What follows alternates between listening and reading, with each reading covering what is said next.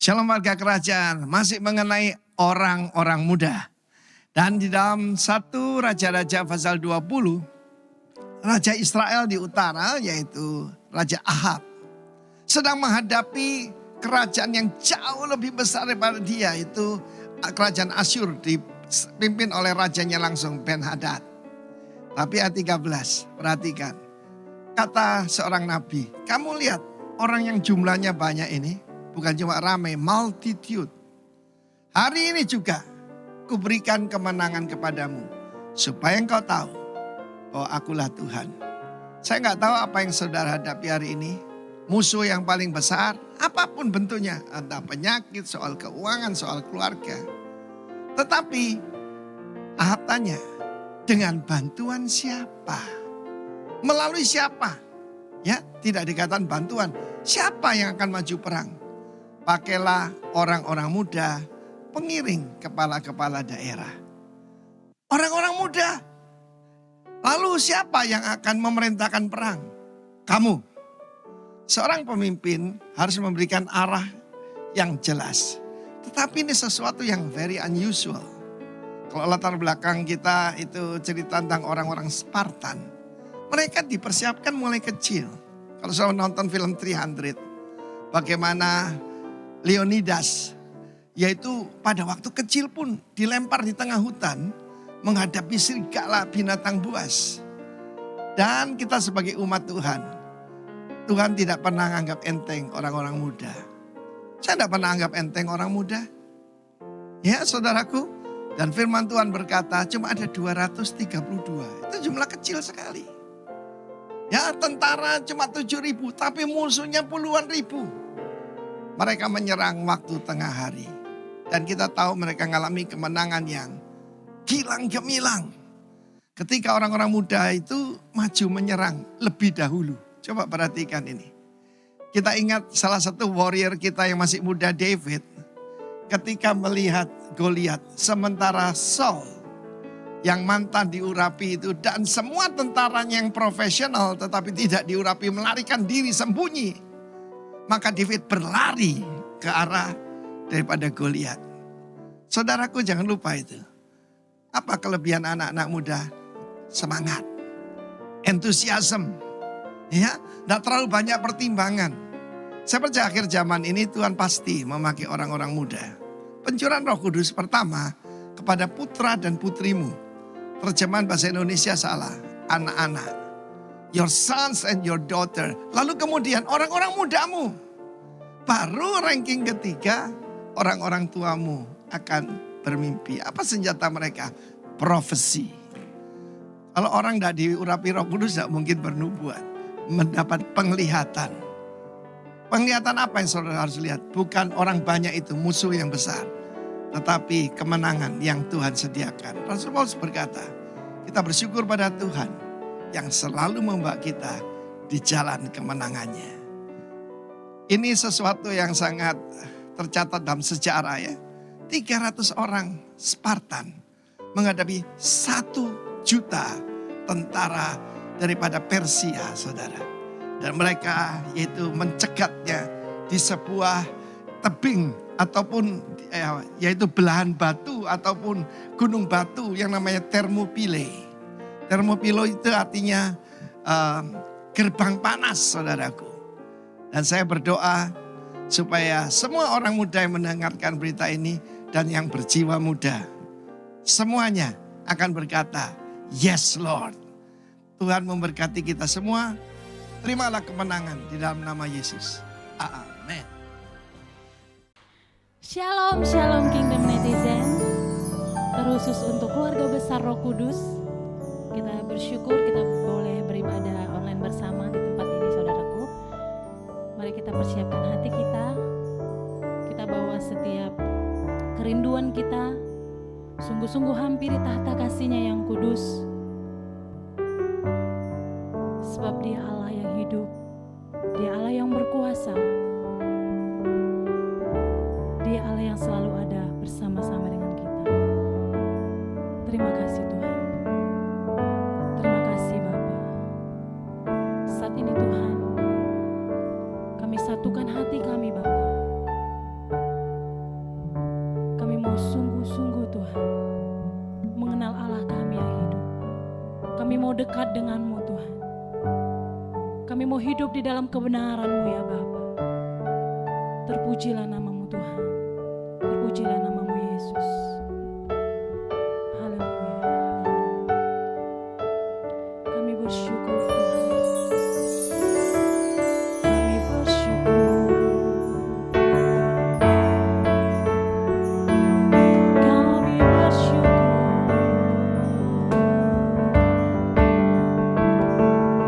Kami datang kepadamu. Membawa hati kami. Kami naikkan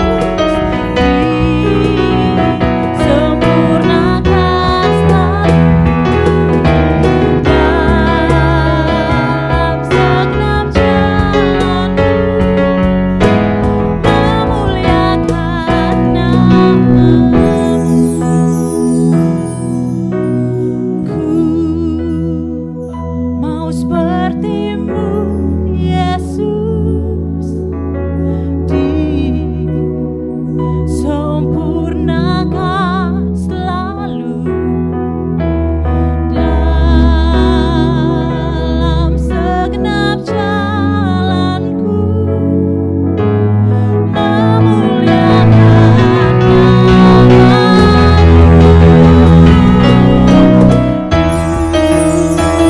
mau seperti-Mu Yesus, disempurnakan selalu dalam segenap jalanku, memuliakan nama. Yes, you are, memuliakan namamu, memuliakan namamu. Bapak, kami mengucap syukur, kami berdoa sungguh dari hati kami Tuhan. Tiliklah hati kami. Bukankah sungguh menjadi seperti-Mu Kristus itu kerinduan kami Tuhan. Bapa yang baik, tarik kami. Jangan sampai kami hanya Kristen agamawi saja.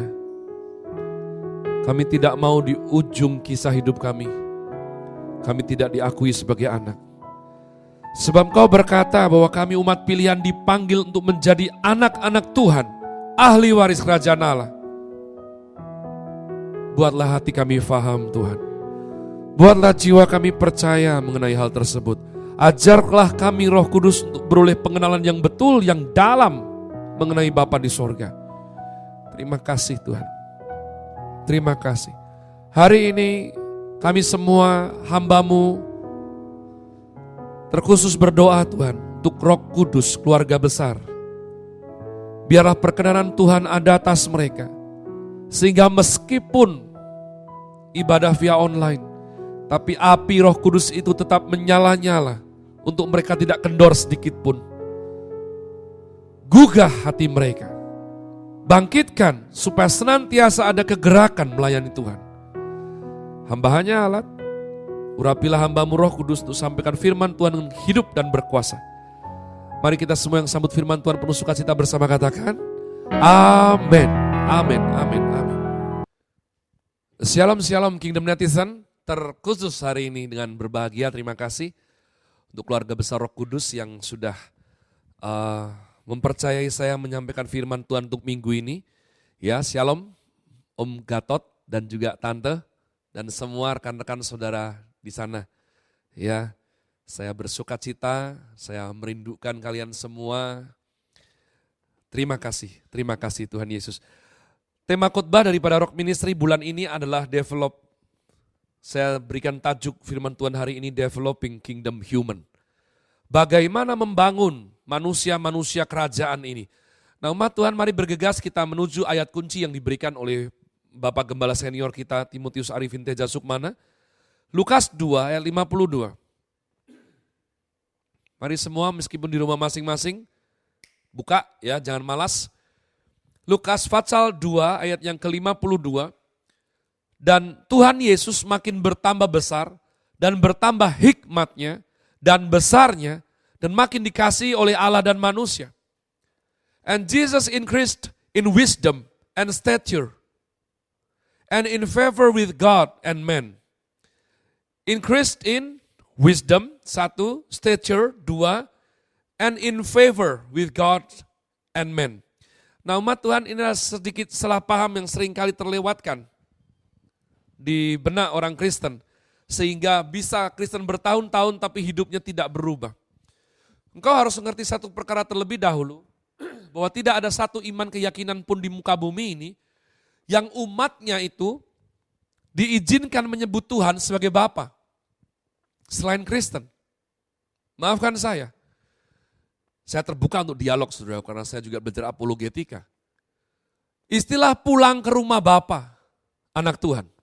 Ya, istilah anak Tuhan itu kita, orang percaya, anak Allah itu kita umat Tuhan.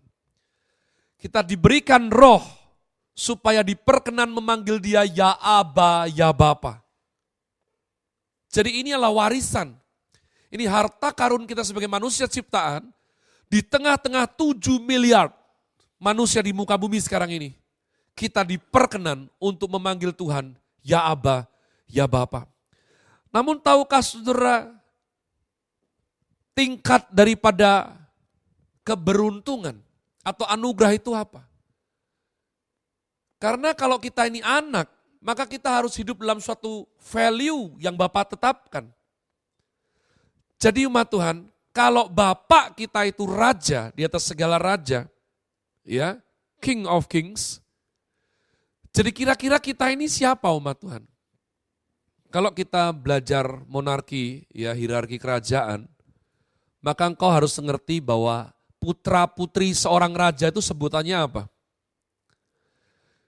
Walaupun saya selalu akan menggelikan ini, ya kan. Percayalah bahwa saya sudah cukup pergi kemana-mana, cukup banyak. Sejak belum serius sayang Tuhan, masih di entertain, saudaraku di organizernya Marlboro, sampai sayang sama Tuhan. Saya sudah ke berbagai macam tempat dengan bentuk petunjuk toilet masing-masing. Ya, ada toilet female, wanita, male, cowok, ada tandanya topi, sini tandanya pita, ada yang sini tandanya rok, sini tandanya taksido, Tuhan, berbagai macam. Saya terkesan pertama kali waktu diangkat anak oleh Dedi Arifin, ketika ke lembah pujian pertama kali, saya lihat toiletnya itu bagian wanita atau female itu tertulis princess. Dan bagian pria, male, itu prince umat Tuhan. Kenapa? Saya langsung, oh iya, karena kita ini anak raja. Anak raja disebut prince and princess. Prince kalau laki, princess kalau perempuan. Maka ini yang saya sebut di depan tadi menggelikan. Ya, coba Om Gatot panggil Tante princess. Tante panggil Om Gatot prince. Coba. Prince Gatot. Kau yang di rumah bisa coba hal itu. Ada rasa menggelikan. Kenapa? Kurang biasa. Ya kurang biasa. Biasain makanya. Biasain. Karena kalau engkau dan aku ini diangkat menjadi anak raja, berarti kita sekarang bangsawan. Bukan sekedar sebangsa wong sing tangine awan. Bukan. Ya, atau bangsala. Maafkan ini kata yang lama sekali. Tapi bangsawan. Nah, menyingkat waktu yang diberikan, engkau harus mengerti, pendidikan dasar keluarga bangsawan itu berbeda dengan rakyat jelata biasanya. Ada satu basic yang harus membedakan, dari kecil dididik, yakni pola pikir dan sikap berperilaku. Ini dari kecil. Jadi kalau yang princess dilatih, saudaraku, adalah proses yang panjang untuk princess menjadi lady. Ya, cara jalannya bagaimana, dikasih buku di sini, satu garis, mannersnya, bahkan ada cara makan. Yang pria juga seperti itu. Cara-cara dan pola pikir, sikap berperilaku, bagaimana kalau duduk, bagaimana kalau santai, paling bebas di tempat tidur umat Tuhan, tapi kalau duduk harus tegak, kalau dalam acara protokoler seperti apa, kalau dalam acara minum teh seperti apa, ada caranya. Ini yang membedakan kita. Makanya firman Tuhan berkata berulang-ulang, termasuk dalam Roma 12, 1 dan 2. Kalau engkau mengenal Tuhan dengan betul, ya, engkau tidak akan makin serupa. You not longer will be confirmed with this word. But you will be transformed by God's word. Kamu akan ditransformasikan Tuhan. Beda dengan dunia. Jadi kalau kamu sekarang, tanya kanan kirimu. Tanya keluargamu, kau sekarang sedang duduk ibadah online kan? Tanya sama keluargamu, aku ini beda enggak sama dunia? Kalau mereka bilang, apa sih? Biasa lagi, kamu masih belum anak Tuhan. Mungkin caramu marah sama dengan dunia, caramu bernafsu sama dengan dunia, apa yang kamu kejar, dunia juga kejar. Apa yang dunia inginkan, kamu juga inginkan. Lalu bedanya apa? Engkau harus jeli, teliti pikiranmu. Karena semua anak Tuhan dididik untuk beda dengan dunia. Saya enggak berbicara mengenai orang dunia makan nasi lalu kita makan gandum, kita orang Indonesia umat Tuhan. Bukan itu maksud saya. Oh kalau orang dunia makan pakai mulut, kita pakai hidung. Saya nggak pernah ajarkan hal segoblik itu ya, enggak. Yang saya maksudkan value, nilai hidup. The way of our life. Harus ada ciri khas. Semua anak-anak angkat saya yang dipercayakan Tuhan untuk kami besarkan tinggal under my roof, umat Tuhan. Maka hukum yang mereka lakukan adalah hukum Tuhan melalui Caleb Hofer Bintoro. Ya, misalnya ada seorang anak dicangkokkan. Dulu sama keluarganya kalau makan gak habis gak apa-apa. Kasian, sudah gak habis, biarin. Saya gak bisa. Saya didik anak-anak saya. Tanya anak-anak rohani saya juga kena semua. Kamu kalau makan harus habis. Kenapa? Karena kamu ambil sendiri, doa sendiri, harus habis. Saya selalu kalau ambilkan Obaja, anak angkat saya yang paling bungsu itu, saya kasih lihat dia. Kurang atau lebih. Kebanyakan saya potong. Toh nanti mau tambah lagi boleh kok. Tapi kalau lauknya dia lihat mata lapar, enak, dia lebih lagi, tambah. Habis itu doa, enggak habis, enggak boleh di rumah kami. Habiskan. Saya tunggu sampai kamu habiskan. Ya. Ini namanya prinsip umat Tuhan. Kenapa? Sebab saya meyakini barang siapa setiap perkara kecil Tuhan akan percayakan hal besar dalam hidupnya. Apa perkara kecil? Perkara kecil salah satunya soal makanan. Makan saja enggak becus, mau yang lain apa? Perkara kecil apa? Sikat gigimu dengan bagus. Perkara kecil apa? Bulu hidungmu mungkin.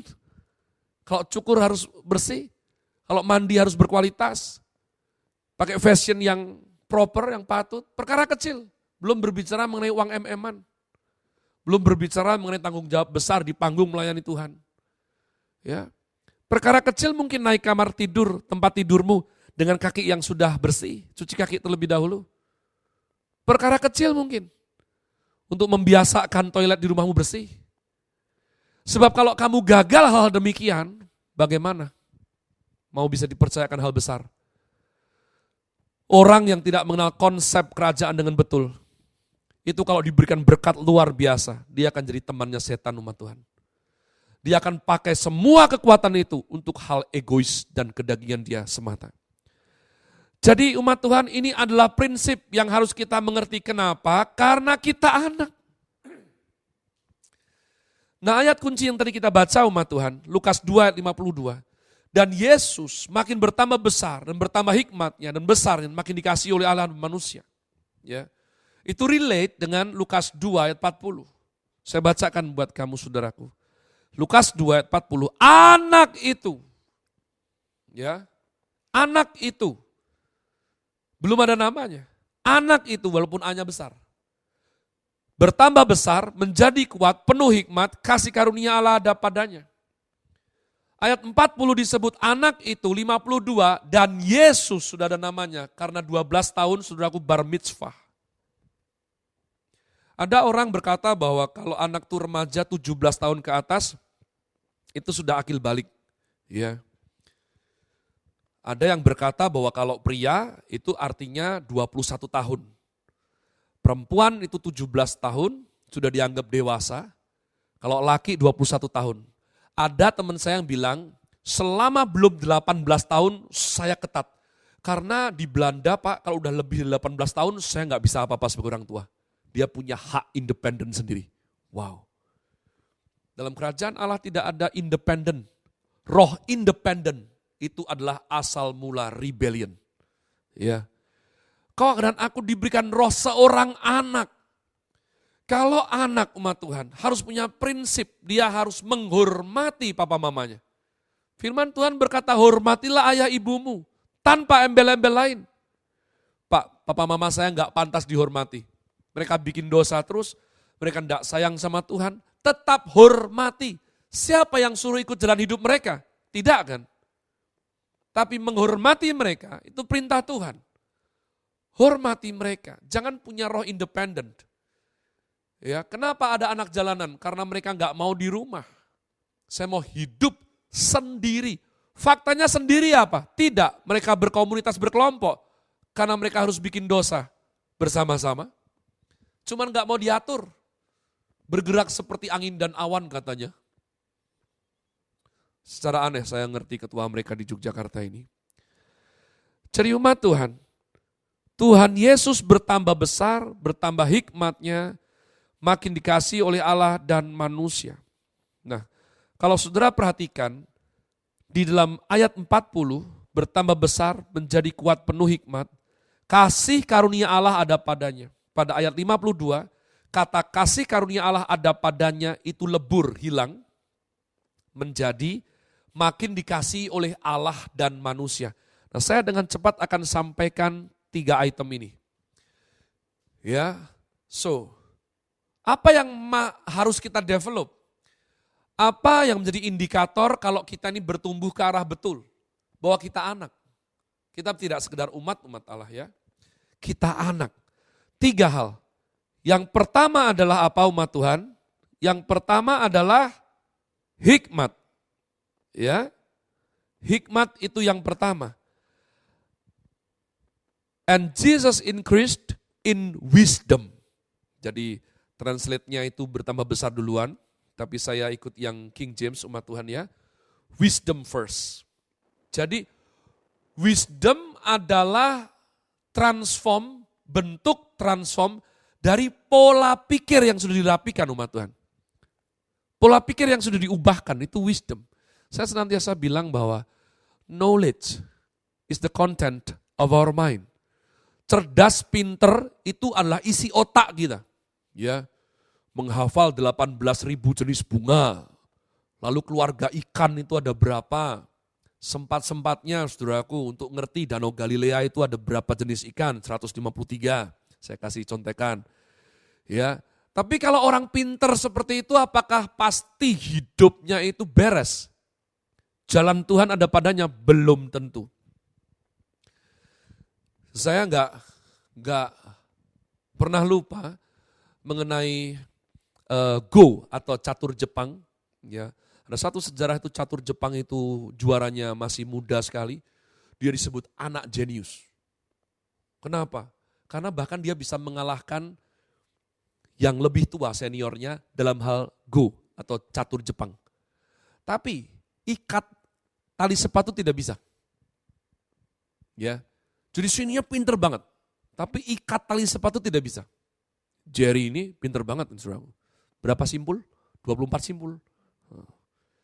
Ya, jangankan ikat tali sepatu mungkin. Ikat yang lain juga pinter saudaraku ya. Nah aneh, anak jenius ikat tali sepatu tidak bisa. Anak jenius tapi lipat baju tidak bisa. Nah ini beda ya. Jadi kalau tidak dididik betul-betul, dia akan jadi orang yang inklusif sekali, introvert, sehingga dia sulit berkomunikasi dengan yang lain. Padahal dalam hidup kita ini, mau sepinter apapun kebahagiaan kita, bukan karena kita bergaul dengan barang mati, benda mati, tapi dengan benda hidup. Selama dengan benda hidup kita butuh wisdom umat Tuhan.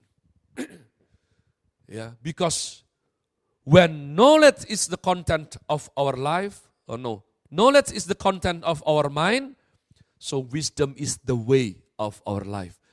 Hikmat itu akan membuat kita ini ngerti jalan yang seperti apa. Suatu kali pada masanya Pulau Soe itu terkenal dengan kebangunan rohani yang hebat sekali umat Tuhan.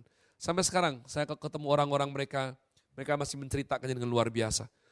Soe dilawat Tuhan dengan dahsyat umat Tuhan. Suatu kali mereka berkisah mengenai adanya kekeringan, ya musim kemarau yang berkepanjangan, sehingga hujan itu tidak turun. Lalu ada orang-orang berdoa, Tuhan turunkan hujan.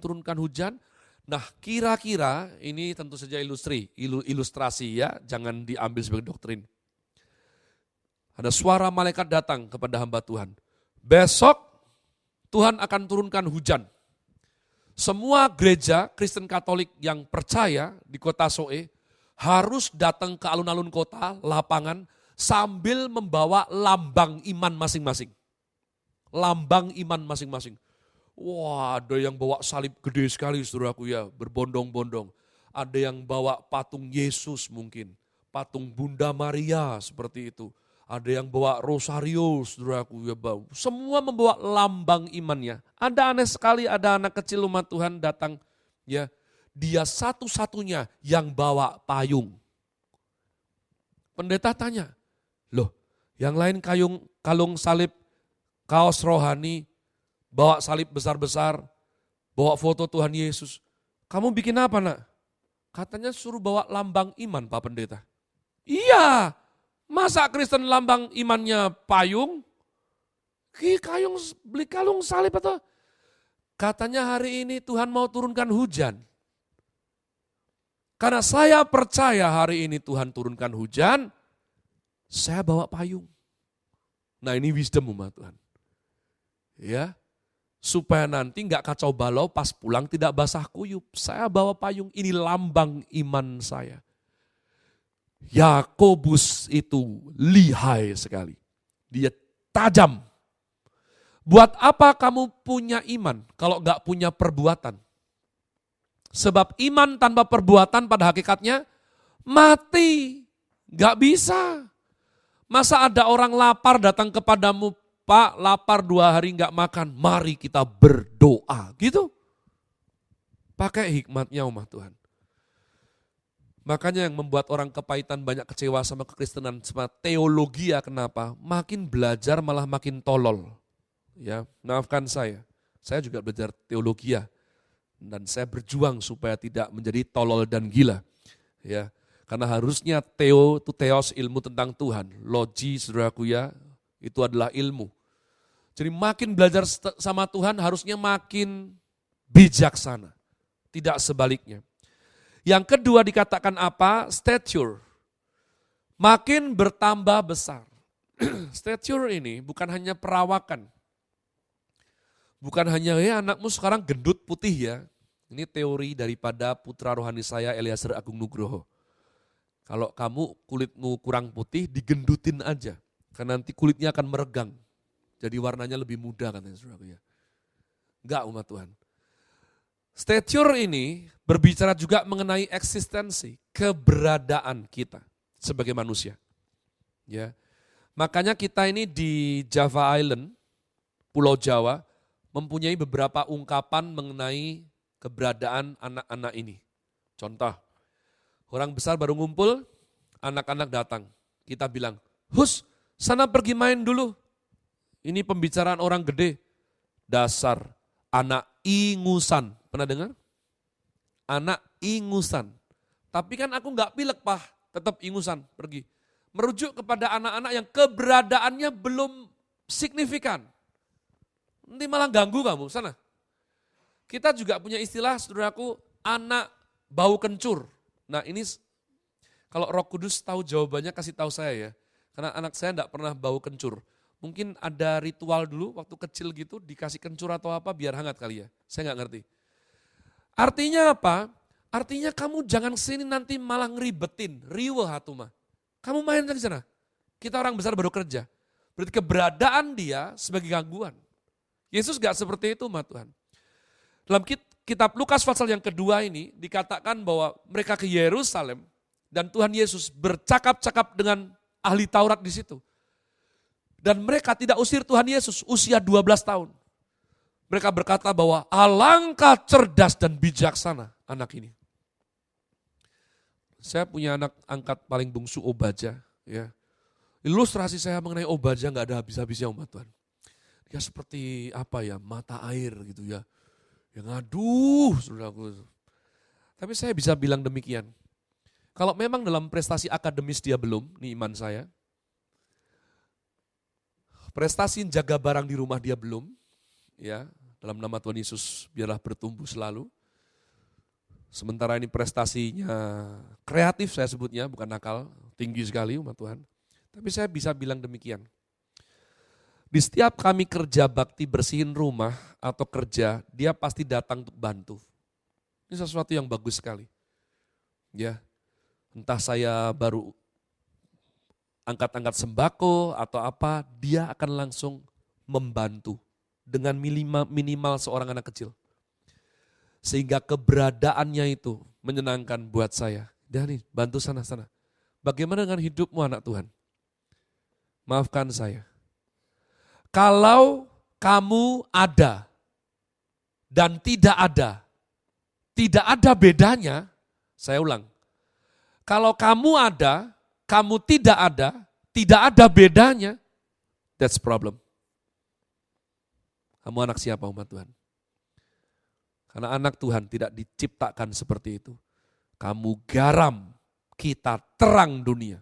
Keberadaan kita ditunggu-tunggu. Roma 8 saudaraku ayat 19. Karena dengan sepenuh kerinduan seluruh makhluk menantikan saat di mana anak-anak Tuhan dinyatakan. Jadilah ini yang dimaksudkan. Bertumbuh makin besar. Bukan hanya secara nutrisi makanan. Tapi keberadaan kita boleh menjadi kekuatan. Nomor 1 jelas di rumah tangga masing-masing. Di keluarga kamu masing-masing. Kalau ada anak-anak Rocky mendengarkan ini. Walaupun masih kecil kamu bisa jadi kekuatan buat keluarga kamu. Pastikan toilet bersih. Bantu jaga kebersihan. Buang sampah pada tempatnya. Jangan merengek kalau ingin sesuatu. Minta dengan sopan pada papa dan mama. Ya. Dan jangan bikin nakal yang merusakkan sesuatu. Kalau kamu remaja, kau akan dituntut lebih tinggi lagi. Demikian juga kalau kamu sudah kayak gizi. Sudah anak muda. Saya himbau, kalau kita anak Tuhan, keberadaan kita itu harus ada fungsi dan faedahnya. Yang ketiga, yang terakhir umat Tuhan. Firman Tuhan berkata ayat 52, dan makin dikasih oleh Allah dan manusia. Saya percaya hikmat Tuhan itu penuh atas Lukas. Kenapa? Karena Lukas ini, umat Tuhan menulis mengenai Injil Lukas ini dari luar. Bahkan dia tidak termasuk dalam 12 murid Yesus. Dia seorang tabib, dia rekan sekerja daripada Rasul Paulus umat Tuhan. Dan dia itu punya risalah paling lengkap soal masa kanak-kanak Tuhan Yesus yang tidak ditulis oleh 3 penulis Injil yang lain. Lukas korespondensi, dia wawancara. Dia punya naluri jurnalistik umat Tuhan. Ya. Maka ada satu kata ini, dan kalau kamu mencari istilah-istilah medis yang tajam, yang precisely, Lukas.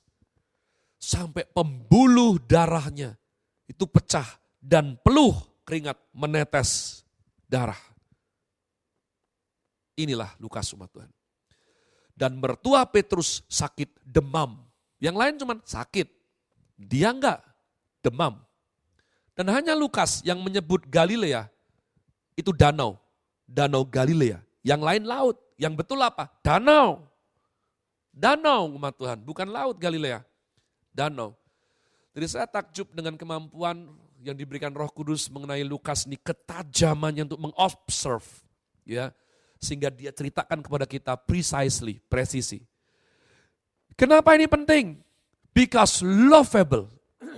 Ini adalah strong signature kalau kita anak Tuhan. Semua yang dengar ini belum tentu sampai dipanggil Tuhan. Kaya raya punya Bentley Rolls Royce belum tentu sama Tuhan. Ya, mungkin bahkan kamu nggak ngerti Rolls Royce itu apa. Kalau Royke ngerti ya, saudaraku. Ini saya bukan vendornya sih. Jadi umat Tuhan belum tentu ini genius, bukan. Lovable itu nyenengin. Dan Lukas kasih emphasizing, tekanan. Dikasihi Tuhan terlebih dahulu dan manusia. Ya, kalau jadi orang dikasihi Tuhan saja, tapi tidak dikasihi manusia, nyenengin buat Tuhan, nyebelin buat manusia, ini yang saya sebut unvalid. Kenapa? Harus ada saksi. Tuhan sendiri melalui hukumnya dalam kitab Imamat berkata, suatu perkara sah jika ada 2-3 orang saksi. Ya. Jadi engkau mau tahu bedanya nabi asli sama nabi palsu? Nabi asli yang nulis orang lain. Tuhan Yesus yang nulis murid-muridnya. Nabi palsu, dia dapat sendiri, dia tulis-tulis sendiri. Dan orang lain harus percaya. Tuhan Yesus tidak. Setiap kali bikin sesuatu, orang banyak menyaksikannya. Mana ada waktu untuk hoak atau bohong. Gak bisa umat Tuhan. Ya. Jadi kamu gak bisa, aku kok disayang Tuhan tapi manusia membenciku. Apakah aku seorang nabi? No. Kalau kamu Kristen yang betul umat Tuhan, kau akan mengerti inilah filosofi salib Kristus. hubunganmu dengan Tuhan itu betul, hubunganmu dengan manusia itu beres. Cross, vertikal, horizontal. Kalau kamu nggak bagus sama Tuhan, hanya manusia, Yesaya 55 berkata, terkutuklah manusia yang mengandalkan manusia. Maka engkau tidak salib, kau jadi minus. Cepat atau lambat hancur. Tapi kalau engkau tidak horizontal dengan manusia tidak bagus, Tuhan, no, ini bukan Tuhan. Ini uno, ego, egomu. Kamu pikir itu Tuhan? Tidak. Maka ini baru sah kalau dikasihi Tuhan dan manusia. Dan akan keliru, dikasihi manusia tapi melanggar Tuhan, itu juga tidak ada keselamatan. Ya. Jadi Lukas dengan tajam sekali sudah memberikan bingkai batasan. Dikasihi Tuhan dan manusia sekaligus bareng. Dan Handri pergi makan bakso bersama Mas Agung dan Ferry bareng. Ya. Gak pakai kemudian, gak pakai lalu, dan itu setara umat Tuhan. Berangkat bersama-sama. Kasih Tuhan, kasih manusia, itu tandanya. Bagaimana saudara? Ya. Apakah engkau dikasihi di keluargamu?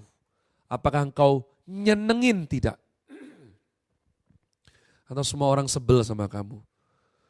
Pak, saya ini karena ikut Tuhan saya disebelin sama banyak orang. No, kalau kamu ikut Tuhan betul, kamu akan lovable, kamu akan dikasihi Tuhan dan manusia. Perkara nanti pada waktu kita nginjil, kita pikul salib itu beda perkara. Tapi dalam hidup sehari-hari, di keluarga kamu nyenengin, di tempat kerja kamu nyenengin, pada waktu melayani Tuhan kamu nyenengin. Itu esensinya. Kamu belum tentu kaya raya umat Allah. Belum tentu jenius. Tapi kalau kamu nyenengin, karena kamu dikasihi Tuhan dan manusia, kamu berarti sah adalah anak Tuhan. Kita lihat di akhir memang Tuhan Yesus disalibkan oleh kerumunan orang banyak. Tapi kita lihat di depan, selama Tuhan Yesus melayani, orang banyak berkumpul diberkati oleh Dia. Ya. Jadi saya himbau baik-baik umat Tuhan, kau harus mengerti pesan Tuhan hari ini. Kalau Bapa kita di sorga itu merupakan Bapa kita dan beliau Raja, maka kita adalah bangsawan. Dan ketika kita sadar bahwa kita bangsawan, kita harus punya 3 signature ini, 3 tanda ini. Hikmat kita bertumbuh, stature atau keberadaan kita itu ada, ya. Kita ada, kita tidak ada, beda. Kita dicari. Ini kok kerja dari tadi nggak beres ya? Coba Ferry ada di sini, pasti ini lebih cepat kerjanya. Beda. Dan yang ketiga adalah apa? Lovable. Dikasihi Tuhan dan manusia. Haleluya. Saya rindu kita nyanyikan satu lagu ini refrennya saja. Sebelum nanti kita berdoa untuk firman Tuhan yang sudah kita dengarkan umat Tuhan ya. Ya Aba, Bapa, ini aku anak. Layakkanlah seluruh hidupku. Mari semua di rumah bangkit berdiri umat Tuhan. Bapa, ini aku anak. Pakailah sesuai dengan rencana. Oh ya Bapa. Mari nyanyikan sebagai doa umat Tuhan. Doakan sebagai nyanyian. Bukankah kita anak-anak Tuhan? Haleluya. Ya Bapa, ini aku anakmu. Pakailah sesuai dengan rencanamu. Semua bilang pakailah. Pakailah sesuai dengan rencanamu. Sekali lagi pakai kami Tuhan. Rencanamu. Haleluya. Walaupun di rumah saja, mari berikan tepuk tangan yang pantas bagi Sang Raja. Haleluya. Bapa yang baik yang hamba kenal dalam nama Tuhan Yesus Kristus, purna sudah hambamu sampaikan isi hatimu. Tuhan, saya sudah belajar khotbah manusia sedikit sekali faedahnya. Lain perkara jika Roh Kudus yang bekerja. Roh Kudus berkaryalah. Lembutkan yang keras, luruskan yang bengkok Tuhan. Biarlah yang sombong hari ini semua bertobat termasuk hambanya ini. Biarlah kami semua punya roh yang sayang Tuhan. Biarlah kami mempunyai kerinduan untuk mengenal Tuhan dengan benar. Bapak hamba lepaskan berkat untuk seluruh keluarga besar Rock di Kudus, termasuk Bapak Gembala, Om Gatot dan Ibu, beserta seluruh keluarga mereka dan seluruh pelayan Tuhan. Biarlah anugerah Tuhan berlimpah atas mereka, sehat sesehat-sehatnya, kuat sekuat-kuatnya. Biarlah materai daripada darah anak domba tertera jelas di pintu keluar masuk setiap keluarga mereka. Sehingga kami semua diluputkan Tuhan daripada penyakit sampar yang sedang merajalela di zaman di mana kami hidup ini. Terima kasih Tuhan, terima kasih. Biarlah sungguh-sungguh bersama-sama kami boleh menyenangkan hati-Mu. Dalam nama Tuhan Yesus Kristus kita semua yang sayang sama Tuhan bersama katakan, amin, amin, amin, amin. Shalom, God bless you.